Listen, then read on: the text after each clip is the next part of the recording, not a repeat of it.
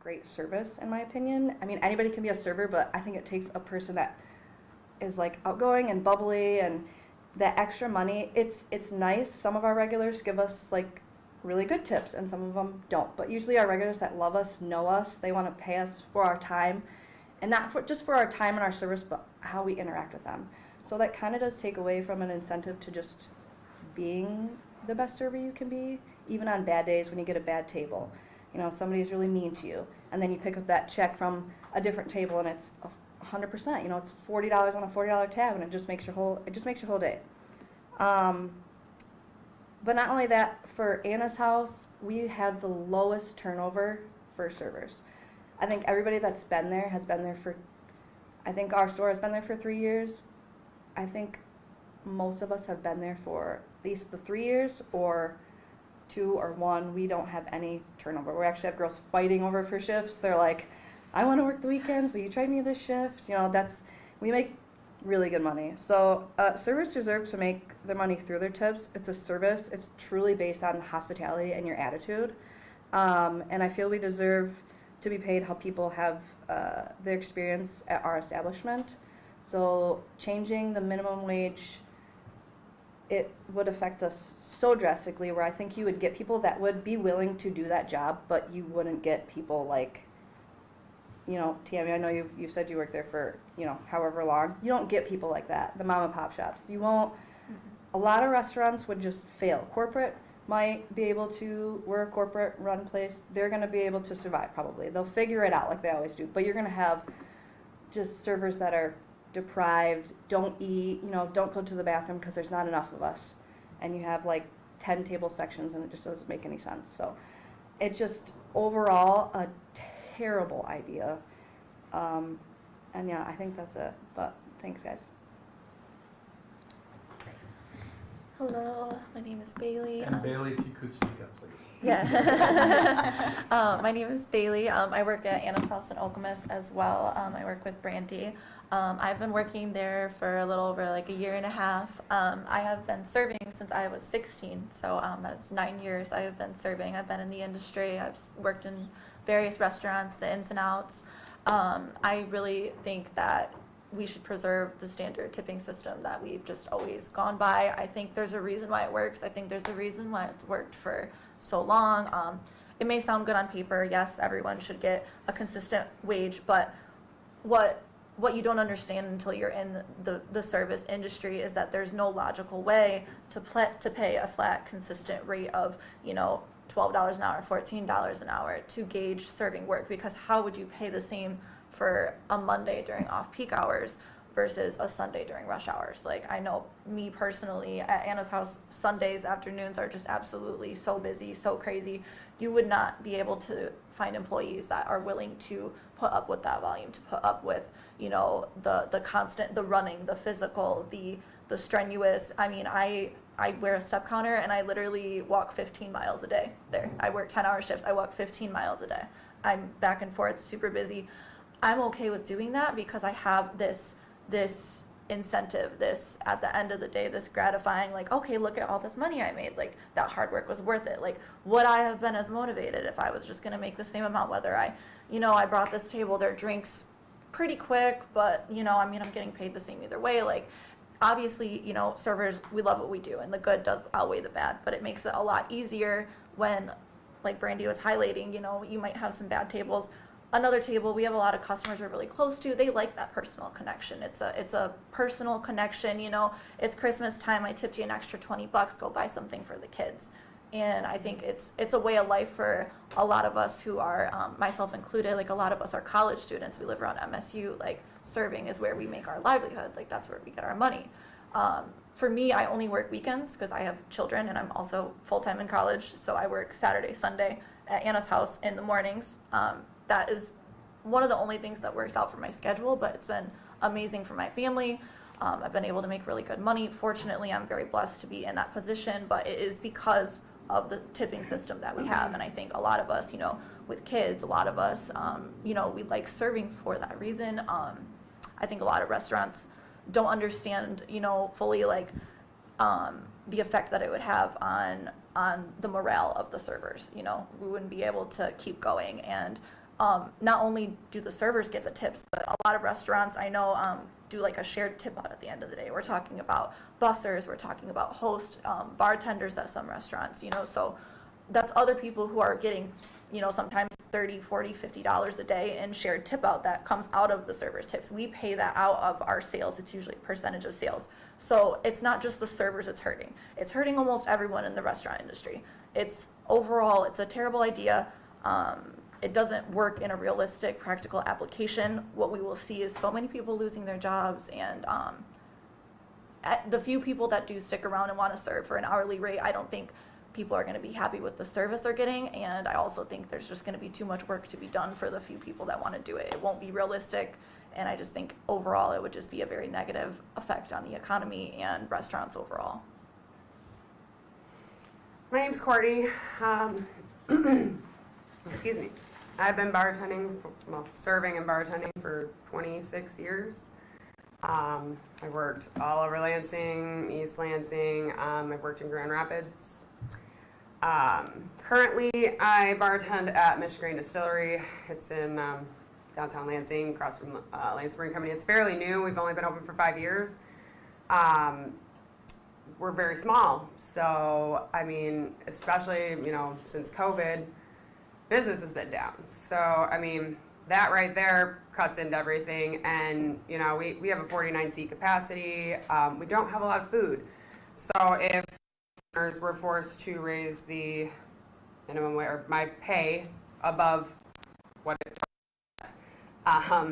they're not to stay in business insanely long. Granted, we do have the back, but and that, you know, that goes for a lot of, I mean, corporate restaurants, sure, they can have all around the country, you know, they have some of them hundreds of places, but what you're going to see is that they're going to raise their prices more than they already have since inflation to make up for this increase in having to pay out employees.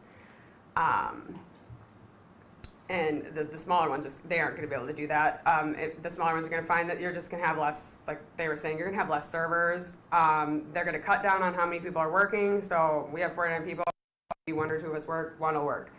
A big restaurant, they're only going to have, you know, half the staff in the front, which means they have more tables, which means they have less time to spend with each table. And, you know, we didn't ask for our money to be raised. I mean, at a low average, I mean, it's $20 an hour. I mean, you pay us $12 an hour. People find out, oh, they're making more money. They're not going to have incentive to tip. But there's also, like they said, no incentive for the server to spend the time they spend with their current tables currently, you know, talking with them and joking and, you know, just giving good service. I mean, why do you think most buffets don't have servers? You don't have to tip them because you're getting it yourself. You're going to find that too, where some of these places are going to end up going automated to save on that, which means you're doing it yourself. And also another thing about raising prices is the prices have already been raised. So, I mean, nobody's going to want to go out to eat. Nobody's going to want to go out drinking. You know, it's just going to slow way down. I mean, and then, you know, we talk about, okay, well, raising minimum wage. Well, sure, raise the regular minimum wage, but not for tipped employees. I mean, the tip credit needs to stay. We chose this. I have a bachelor's degree. I do not use it. Technically, I kind of do. I have a bachelor's in psychology, so talking to my guests, when I bartend, I love bartending the most because, I mean, especially with my bar, it's about this size. So, like, if you sit at my bar, you have to talk to me. I can't just twiddle my fingers over and turn my back. I can hear everything you're saying, so you have to talk to me. And it's the same with tables. You know, I go to tables. Some of them, you know, some people just want to be left alone. Some want to have that interaction. I have regulars who, they know I'm working. They're coming to see me, even if it's just for a drink. You know, and if they find out I'm making more money, it's possible they may say, well, you know, we know you're making a little more, so I'm just going to give you a little less. But it's just not a feasible idea for long-term period. I mean, there's just not going to be as many restaurants to go out to eat at. You're not going to want to go out because you're not going to want to spend the money. Sure, that's offsetting. You don't have to. You're not tipping, but you're pay more, like higher prices than that to offset that. So it's just not a good idea. I mean, no servers asked for it. I don't know anybody who did, who says, yes, this is a good idea. You know, she has children. She supports her family. I mean, I've been on my own since I moved out at 18. I've paid all my bills. I have student loans. I still pay those. I mean, you know, it's a good way of life that we chose to do this. We didn't, you know, if I wanted to make $12 an hour, I'll go work at Meijer or, you know, somewhere that's easy that I can just get in, do my work, and get out. I don't have to have the mentally taxing of having to talk to people. And, you know, so some people can be extremely rude, and you have to deal with that, and you have to do it with grace, and you have to put a smile on, and then move on. And then you get, you know, some people take it with them and let it bother them. You know, it can ruin your day, but you have to consistently put on a brave, smiley face, and no matter what you're going through, and serve your customers and treat them like your friend and family. So. My name's Ashley. I've been in the service industry for I'm going on 10 years now, so since I've been allowed to be in the restaurants, I've been in them. I love serving. I actually have gone through every kind of aspect in the corporate ladder for serving. I've moved away from that and gone into like cooking. I've been a general manager of a store before, and I ended up finding my way back to serving because I missed that personalization of talking to people, having the one-on-ones with everybody, and the money, honestly. And I think from working in the back end, you know, some of the girls have already brought up a good point.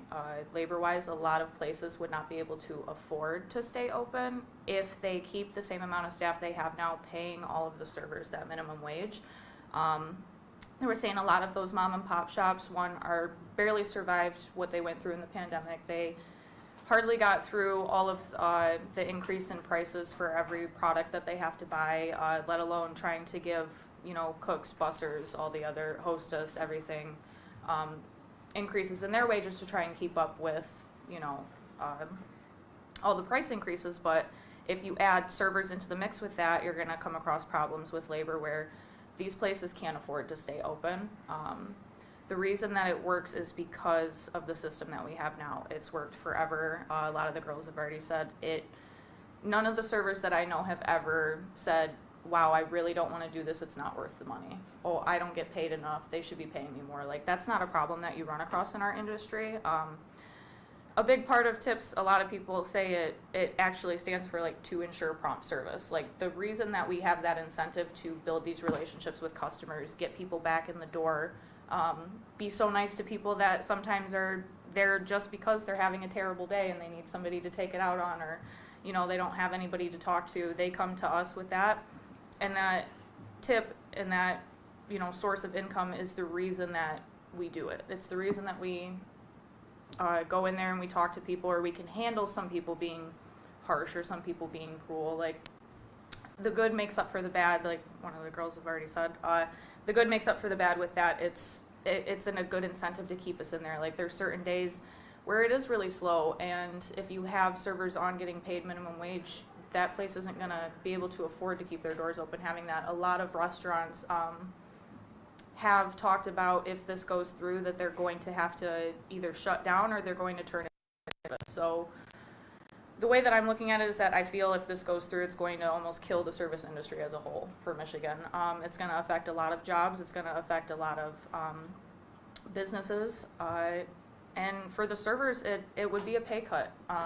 I can't say, honestly, in the last year, even with all of the changes, that there's ever been a day that I've made less than 20 an hour. Like, and you're running your butt off. You're, like you said, walking the 15 miles in a shift. Like, that's average for most people. You have this incentive when you're making tips to, like, I have to give the best service I can possibly give to these people because these people are paying my bills right now. Mm-hmm. Like, it gets you motivated to run and do all of that hard stuff. So I think a lot of that incentive would be gone if you do that. A lot of people say there's certain things that I don't believe I would want to put up with for $12 or $15 an hour. Like, I do it because I love doing it, but there's that little bit of incentive, like, you know what, it's going to be worth it at the end of the day because I ran my butt off, I tried, like, I earned that way. So I really think that it would be a terrible thing for the service industry. And I believe that I'm sure most of you enjoy going out. I think even servers like going out on occasion to get waited on. They like the experience, they go for that. Getting rid of the tips, it's going to get rid of that aspect of the service industry for most places, like I said, except for corporate places. But other than that, it's going to turn into one of those, I think it was Fuddruckers is one of the ones in Michigan that does that, where you go and order at a counter, and then you go fill up your pop yourself, you get your condiments yourself, you clean up your table after yourself. Like, that's what a majority of places would have to turn into to stay open, or they would end up closing. Like they said, a lot of the corporate places will probably make it through, but I just think overall it would be terrible for the service industry. It's going to kill it for a lot of people that have been doing it for years and love it. Like, I'm great with the way it is now. I think it works, and I think that's part of the reason I stay with it, is because I love doing it. And I can afford to pay my own bills. I've been on my own since I was 18. I can afford to take care of everything. It's never been a job where I'm a second job. I need to other income because I can't afford to live on this. Like, you earn your wage. For a lot of people, it's very flexible. It's nice with, you know, different shifts. You can be able to go, and you can switch shifts with people. You can make a schedule that works for yourself. You can do a short shift in the morning and still make enough money to afford to eat that day. So I think trying to push all of these changes really is going to affect it in a very negative way, and I really hope that they don't pass it through. My name is Tammy. I work for Buffalo Wild Wings in Midland. I have been there since, I've been in the industry since I was 16. I'm now 52. I've been with Buffalo Wild Wings in Midland since 2005 when we've opened.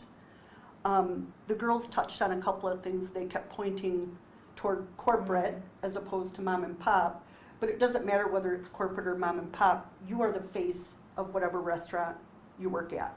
Whatever hospitality you're doing, you are the face of that business. So it's up to you to sell the product, to make sure good service is given, keep a smile on your face, and it does take a very special kind of person to do that. You have to be willing to put up with every walks of life. And trust me, I've seen a lot over the years, but it's very fun. I enjoy it thoroughly. I wouldn't change it for the world. Do I want the wage to go up? Absolutely not, because I would lose a ton of money. The money I have made with Buffalo Wild Wings, I put both of my kids through college. Both of my kids worked for Buffalo Wild Wings. My daughter started when she was 16, then she transferred to Grand Rapids to a Buffalo Wild Wings in Grand Rapids and worked her way through college as well. So I do not want this to pass. So please understand, it hurts all walks of life. Great, thank you, Tammy. Very well said. Just to echo a few of the things that the servers and bartenders said today. In online survey work that was done with servers and bartenders across Michigan through the Michigan Restaurants and Lodging Association last year, 83% of bartenders said they want to keep the same, echoing exactly what you heard here today. 79% they feared their job would be lost. The tip credit goes away. And then same surveys of the actual operators of the establishments. There was an estimate that 1 in 6 restaurants, particularly the mom and pop shops like we heard of, will go out of business, and that could involve between 40 and 60,000 jobs. Like the people that you see here today, the people that were with us yesterday in Grand Rapids, like I said earlier, we could travel the entire state and do this press conference over and over again, and we'll only make you come to it one time here in Lansing. But the feeling is of apprehension and fear. They don't be would be should the still listen. People that are to be in court on Thursday to hear what's going on. But we also know that the legislature and the government can take steps to fix this crisis, and so we want them to hear these voices. Any of these people and more will be willing to talk to them ad nauseum to let them know how this works and what needs to be saved and fixed. Like we said at the beginning, you heard it from them themselves. Nobody amongst this crew asked for this. Nobody asked for this lawsuit to keep fighting and dragging on, making them wonder when the next shoe is going to drop. But what they are now looking for is for somebody in power to listen and to help them fix the problem so they can keep on doing what they're doing. I'll also just mention, as part of why a lot of these restaurants will close, you heard about this a little bit in here. You've seen plenty there, in public inflation, but it's a sudden increase overnight because of a, you can see a increase wages, whether it's corporate or mom and pop, but mom first go up, but no one's going to eat that cost. So result in service charges, which we keep saying the public hates. It's going to be in further increases in individual food prices across every single menu, which we know the public is already suffering through with inflation and trying to come back from the pandemic. Those costs are going to go somewhere, and it's either going to drive businesses out of business and cause them to lose their jobs, or it's going to cause costs at all these places to get somehow even higher than they are today. So with that, I'll open the table for questions right now. If nobody has any, we can break up for one-on-one conversations. Well, I've got a question for the group.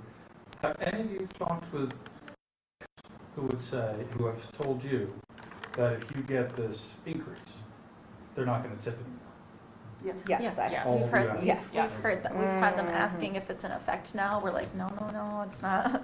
Yeah. Anytime there's something in the news about it, I'll have one or two groups of people that'll bring up and like, oh, aren't you guys making more hourly now? I'm like, no, like, No. they're No. just talking. Okay, but they've asked, are you making more? Yeah. But they have definitely said, oh, and I'm not if you. It's been the kind of now, right? Yeah. We don't have to like, you're like, no, you still do, like, we're Or making they'll ask, $3 do we an still hour. tip? Like they'll ask, you know, Yeah, like that what is is the still have process? to, But yeah. I don't, yeah, they wouldn't. I don't think anyone will They're break and not- say, I'm not same going to tip you, but they want to know Yeah. Same what's way the when people- etiquette. The same way people ask if you, oh, do you guys share tips here? Correct. So you get Yeah. to keep We what hear I that a get. lot. People are curious. They want us to what are you getting? Do the cook? Yes. People are curious about it. So. They're not shy. When it comes to the situation, he's asking about, they're like, oh, well, that's the, you know, I'm wondering more, and do I need to tip you what I normally, or can I go less? What's the bigger concern? People think you're making more, so or that the prices go up to a certain extent for, you know, for liquor or for food, whatever, and that's going to make them go, oh, wait a minute, I can only spend so much. You know, which is the bigger? People They're aren't just gonna not going to tip. tip you, or that they're going to not tip Well, you as much. I think for what they're getting, but they're definitely going to see that tab at the end, and then they're not. That's where they're going to cut Yeah. corners. They're not They're- going Yeah, they're they going to still cut want corners at that. the tip because That's that for comes them. last. That Yeah. comes at the end. That's when Especially they're at a filling place out. where there's a service charge. If there's Yeah, a service correct. charge, most of the time Yeah. people are assuming, oh, I don't have to tip. They probably added Or it in there add it already. in there when they But don't again, realize that's, it's not. that goes Yeah. back again to all walks of life. Yeah. It depends on who you're Right. taking care of. Yes. And it goes back to the hospitality and the service. aspect. Absolutely. Yeah. If I could read Steve real quick, a quote yesterday, and I can have you talk to Tracy. Listen, I just for can everybody's talk, I sake. can talk with you afterwards, John. Well, I want to tell everybody this quote. I had All it right. saved up, Steve. I'll still let you go. Tracy, a server at Salt and Pepper in Helen, said, I did a TV interview about this a couple months ago, and when I asked about this, trust me, they hesitated. The way the public works is when they hear something, they hang on to it. They hung on to it, and we saw our tips decrease for the next 3 weeks. My customers were all saying to me, oh, I saw you on TV. You guys are getting a wage now. And we saw the tips decrease dramatically. They say they're going to tip on top of that wage. Essentially, that's never going to happen. But also, that's a main concern, but also comes with the price raises. Right. Not necessarily, okay, people are going to come out and eat, but it's going to get to a point where it's going to be too high where nobody's going to want to go out to eat. And if they do, like, I have regulars that go out every weekend. They go Friday night, have dinner, and then they come to the bar and have a drink. You know, they're not going to do that. They're going to go down to 2 a month or maybe 1 a month at that point instead of Right. every weekend. Or it's going to be entrees and waters. It's not going to be drinks, desserts, apps. The Yeah. sales Yeah. are going to drastically decrease for the restaurants due to this price Which will increase. also They're cut going to into try to food. Part of our incentive for that too is to upsell because upsell, our tip is exactly. based off of the total of the bill and to make the restaurant more money. Is either way, like there's no incentive to get more money for the industry as a whole. And Ashley, I'm assuming yours is one that doesn't doesn't serve alcohol? Yeah, we do. We do. Oh, you all. We're the all- only ones that. Nobody Yeah. does either. Yeah. We don't. I mean, we're a distillery. We just started doing beer. I mean, we're working on some small plates, but even then, that's not enough. I mean, yeah, people could get takeout because I mean, it's common that people don't always tip the takeout people. So more people, maybe you're going to see more takeouts going out. But places like mine, we don't have takeout. Like ours is based on drinks. So if we have to increase these drink prices, they're going to go somewhere else that has cheaper drinks, you know, if that becomes possible. Or drink Who at knows? home. Yeah, or they're drinking at home, Yeah. which people already have been doing since COVID. So. Yeah. That's it for me. I had kind of, it's an open-ended question for any, but alluded to like, on slow days, sometimes you have to cut a cook or like one less Yeah. busboy. How big is the concern, like if this goes through, you know, the competition for shifts? Especially because it just doesn't seem feasible for a restaurant to keep the same amount of workers, and so like, do you worry about loss of jobs even if you keep your jobs, maybe shift opportunities just because there's not enough to go around? I think if people start getting their shifts cut, they're gonna find new employment, and then we're just gonna lose those people. And then we're just gonna have less people to kind of switch around, and we're gonna burn everybody out. I mean, I've been a cook, I went to culinary school, I did all that. Working on a hotline for 10 hours is like not fun. So when you don't have enough people to like rotate, that just it burns you out anyway working in a restaurant. So I think people that, if we don't have enough people, I guess what I'm trying to get to is yeah, I don't know. Well, I can. Yeah. So, which her point, I think what you're trying to make is, yeah. So she has her staff say that we make our staff for the day, for the week. On this, it's not feasible. People serve 3 to 4 tables now to 6 or 7 Or, yeah. are correct. That means less shifts. So now that's, say they cut in half, they're cutting half the shifts. Well, that's half my shift's gone, or half their, you know, someone else, or some, you know, it has to be distributed somehow. You Yeah, can't just exactly. pull shifts out of thin air. There's only 7 days. You know, so and then she's right. If I'm not getting enough shifts and I'm not making enough money, I'm going to go somewhere else. Well, then we're going to come into the problem that it's going to be hard to find a job because that's going to be happening everywhere. People are going to leave somewhere to go somewhere else, and you're probably never going to really find somewhere that's back the way it was, you know, like when you had all your shifts set and like you knew around what you were going to make, and now it's kind of, it'll be more of a hitter, like it's more of a... It just wouldn't work as a whole. There would be Yeah. less people, it would take more time, there would be less money coming in because we won't be able to serve them fast enough. It almost feels like the burnout would be worse if It this would. happens than it is. Oh, yeah. Absolutely. Now you're going to lose people. You can't afford to keep Yeah. working harder people for less.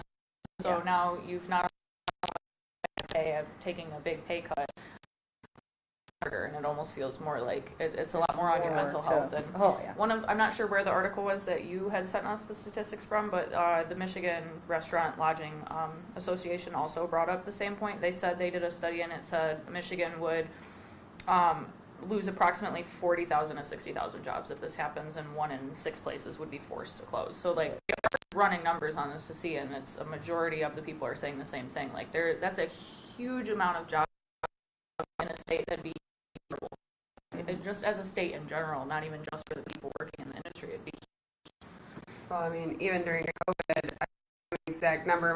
One of my bosses is the Michigan Licensed Beverage Association. Of his members, I believe he said it was about 30% had to shut down because of COVID, and you know, most of those are the mom and pops. I mean, to be honest, we probably wouldn't be around still if the government didn't say switch from booze to hand sanitizer when the COVID hit. Like, I mean, they didn't even have like to-go drinks approved then, so we would have been completely dead, you know, just completely shut down. So it's just, I mean, this could make an even bigger dent than the COVID did, really. I mean, because at least they had, you know, at that point they have 1 or 2 people working takeouts and they're still surviving by selling this during COVID because everyone shut down. Whereas this situation is, you're talking about an increase in, a massive increase in output of funds, and it's just, And you have a it's question? too much. I do. On the surface, this lawsuit deals with this petition and the other petition. So is whether the legislature can amend types of petitions in the same session.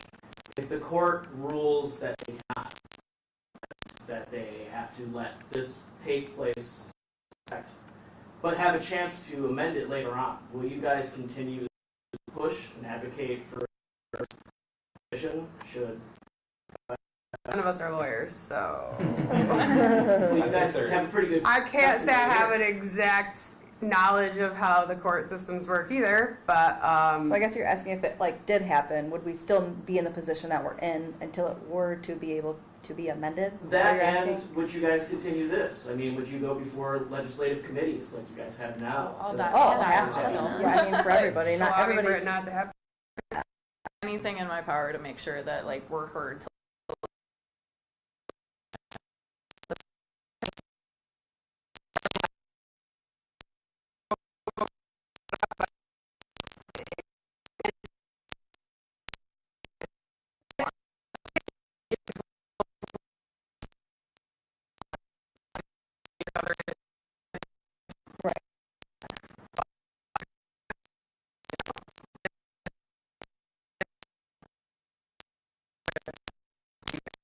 Also, what we once do you're work in and it, increase. well, once you're in this industry, I'm sure you guys can agree.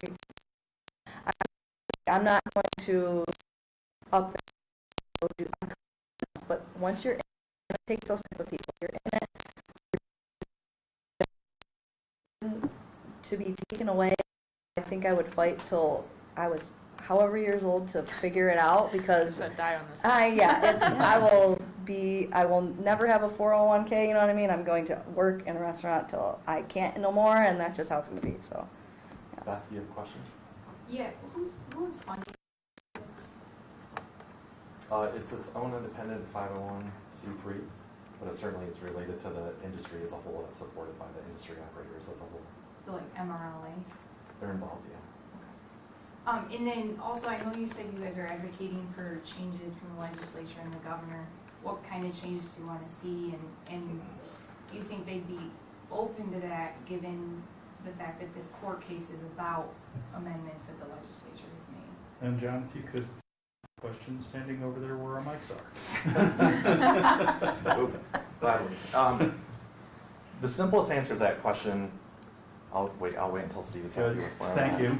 I have this giant board behind me. I'm already big enough. The simple answer to the question is, what the legislature did in 2018 to save the tip credit and keep the system in place, which would otherwise be obliterated, that's the reform that has to happen. That was the right thing to do at the time. It would be the right thing to do now. The legislature could step forward and make further adjustments to the minimum wage. And we've heard the majority talk about doing that. And we think that they should strongly listen to the testimony of these people and others across the state and fold that back in. They have to find, at a minimum, some kind of middle to keep this operation in place, even if they altered it. Because right now where we're going is shut the lights off. And that's just not acceptable. You can hear it in their voices.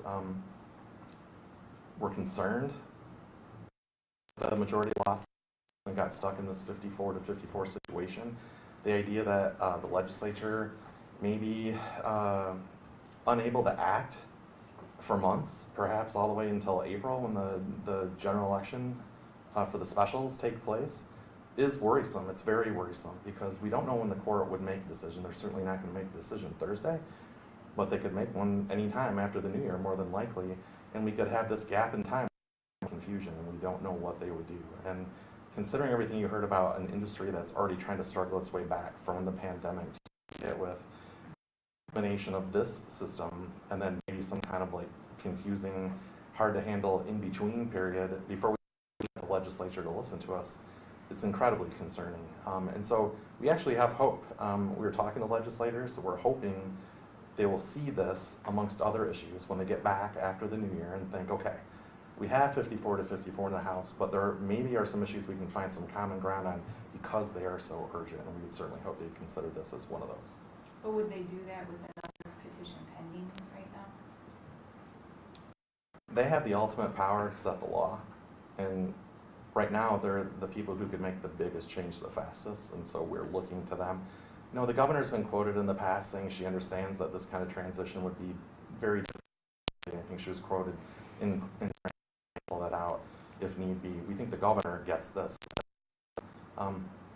There's a lot of things out there in the world been working on, the legislature's been working on, and now they're in this unprecedented kind of break right now. We're hopeful that cooler heads will prevail once they catch the holidays. They'll look at certain issues and try to come to the table in a bipartisan fashion and try to make some of these fixes. And certainly if the Supreme Court's only made a decision in January or February, that's probably going to be a big incentive for them to do so. But right now it's a complete unknown. And they have to go back to work this afternoon and tomorrow wondering what and what otherwise. We tend to think, I'm not going to ascribe any nefarious intent, that there's no point in that. But I touched on it earlier. Signatures get into the grocery store. Find this thing. And somebody just says, you say, well, what's it going to do? The details, you know, are where the devil is, right? We don't know what's inside the bottle. There wasn't a label. And I'm venturing a guess that almost no one knew that this was inside there, and that when they hear this conversation, they get it because they're the ones paying the tips, like you guys talked about. There is a legal system that handles the tip credit, but there's a social understanding in the exchange in this particular opportunity. It doesn't happen at Meyer. You know, maybe people at Starbucks want it to happen now. I'm having to tip at Starbucks now. But in the restaurants and the bars, it's just part of our culture. We know that they are working to earn more than minimum wage, and they're going to provide the hospitality and service to get it. They are acknowledge what their personalities, their minimum wage job. If they want a job, they'd go get one. And so people who were signing these petition signatures truly understood that that was in there. It would have given them pause. And we hope that right now, unfortunately, with this deadline coming up of Thursday when this hearing is going to take place, we're trying to get the rest of the public to be aware of it, because we think at a minimum we want all the decision makers to hear, whether they're in court or not. They're really going to be issues. Legislative.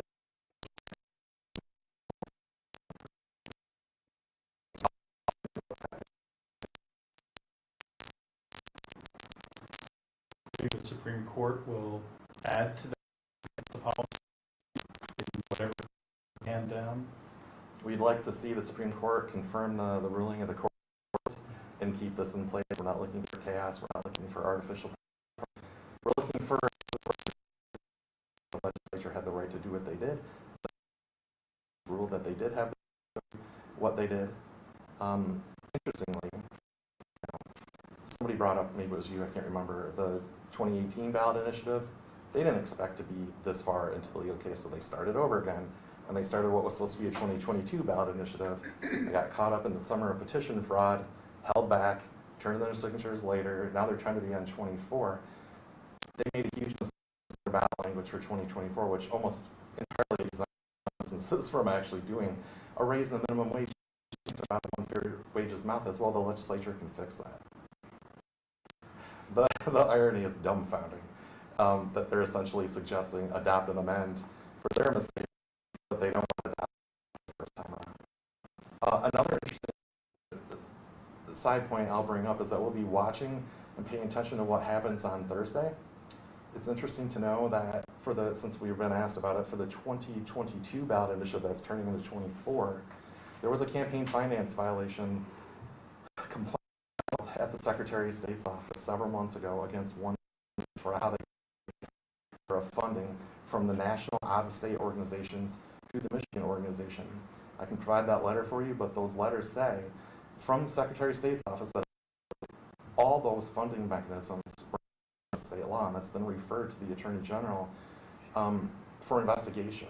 And as we know, the Attorney General excitedly sided with One Fair Wage and filed her own appeal for leave to go to the Supreme Court and is fighting on the side of One Fair Wage to invalidate everything we're talking about here today. So I think we're going to be hearing about a lot of information flying around this week.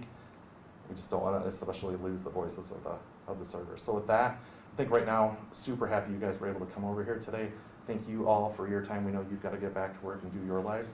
But we've run a little longer than I thought, but I still think we can grab a couple of one-on-ones if you choose to do so. Thanks very much. Thank you very much. Thank you. Oh, that's just it's like a pop socket, but it's like, it comes, it's like a magnet, because this is like, it like wireless charges, it like magnets to it, so it won't work with this thing on, so I have to like take it off, but. See, I yeah. tried to get a pop socket like Yeah. this, and I didn't really like it. Yeah, I know, so like, it I move? know, I'm I like kind of still these. adjusting, I do too, I've been living and dying with My those kids things just since I was pop like them 16, I love the regular ones, and that one's a little slippery, I'm still kind of, like taking a picture with it is kind of Sweet, weird. is this case, Just gonna do like quick selfie video. It's this case Can-